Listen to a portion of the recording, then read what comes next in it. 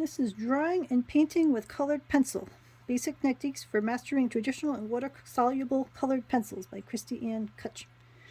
I have a number of sets of colored pencil, and they can be just so pretty. I'm not saying from my own artwork, but some of the artists that I work with can make such beautiful images with colored pencil.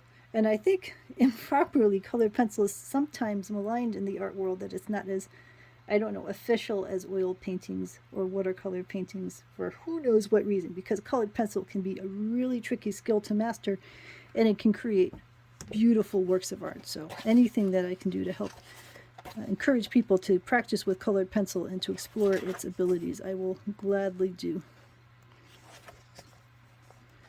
So they talk about the different kinds of colored pencils that are out there: wax-based, oil-based. You give descriptions of the different kinds of pencils and how one can work with them, the kinds of paper that you would want to work with to get the best results, the other kinds of tools that you can work with to help working with it. How you can layer colored pencils, different strokes, how you can blend the colored pencils together to create a smoother effect, and burnish them, how to lift up color, how to create textures through there.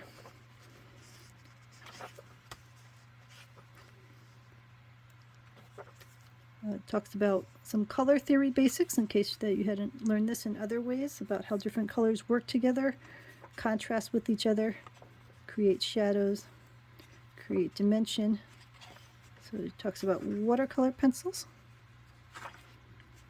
the types of pencils you can find, the types of materials you tend to paint on or draw on, different techniques that you can use. You can use wet on wet.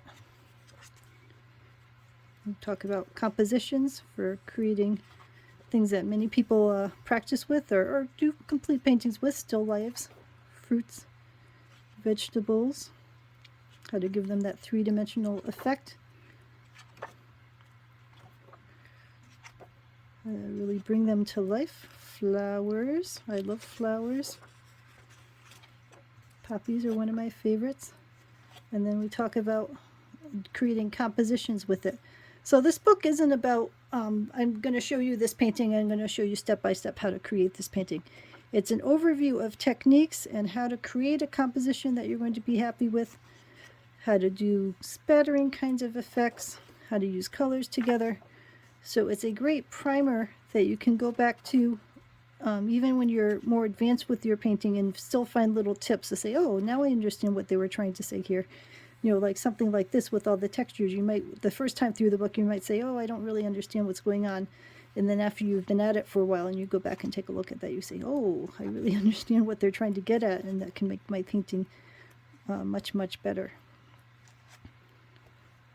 All right, so it covers a lot of the basics, gets you started, and it provides advanced tips so that once you're started, you can still come back and use it as a valuable reference. Let me know if you have any questions.